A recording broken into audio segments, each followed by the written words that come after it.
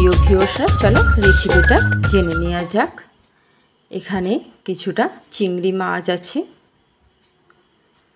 আর এখানে আমি শুধু আলু আর কচু নিয়েছি।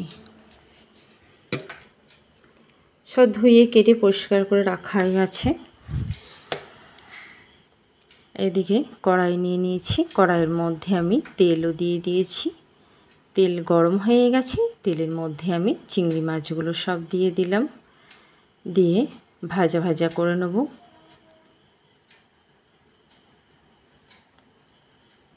চিংড়ি মাছ ভাজতে খুব বেশি সময় লাগে না।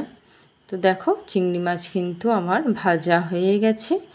ওই তেলের মধ্যেই আমি কালো জিরে ফোড়ন দিলাম।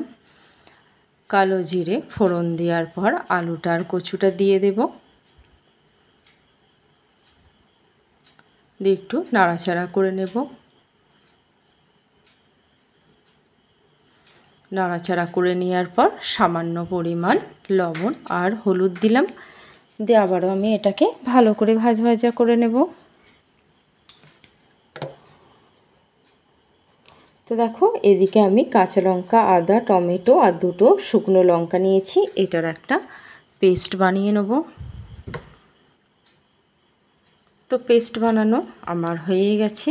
এদিকে আমি এই যে মাছগুলো ভেজে তুলে রেখেছিলাম, তো এই পেস্টটা ঢেলে দিলাম। মিক্সার ধোয়া জলটাও একটু দিয়ে দেব, দিয়ে দেখো ভালো করে নাড়াচাড়া করে নিলাম। করে নিয়ে পরিমাণ মতন হলুদ গুঁড়ো,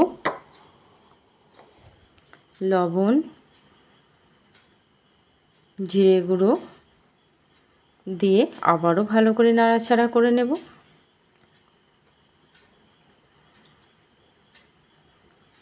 দেওয়ার পর এর মধ্যে আমি কিছুটা পরিমাণ একটু চিনি দিলাম, আর মাছ ভাজাগুলো সব দিয়ে দিলাম, দিয়ে ভালো করে নাড়াচাড়া করে নিচ্ছি।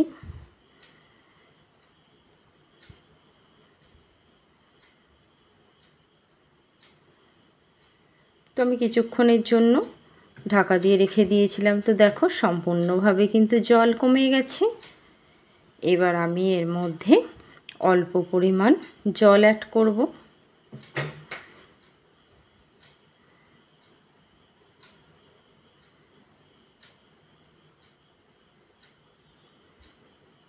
খুব বেশি কিন্তু জল দেবো না, কারণ এটা মাখা মাখা হবে।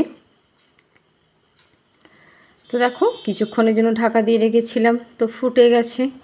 এটাকে আমি আবার লো ফ্লেমে রেখে আবারও কিছুক্ষণের জন্য ঢাকা দিয়ে রেখে দেব। তো দেখো, ঢাকা দেওয়ার পর অনেকটাই কিন্তু জল কমে গেছে। তো রেডি হয়ে গেছে আমার আলু আর কচু দিয়ে চিংড়ি মাছের এই রেসিপিটা।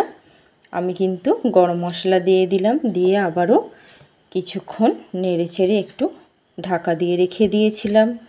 তো দেখো, আমার রেডি এই কচু আলু দিয়ে চিংড়ি মাছের রেসিপি। তো তোমাদের কেমন লাগলো অবশ্যই আমাকে জানিও, আর এটা বাড়িতে ট্রাই করো। আমি যেইভাবে করলাম তো করে দেখো তোমাদের কেমন লাগে।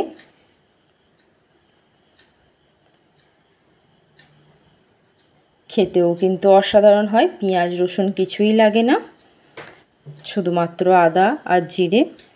রাধে রাধে বন্ধুরা।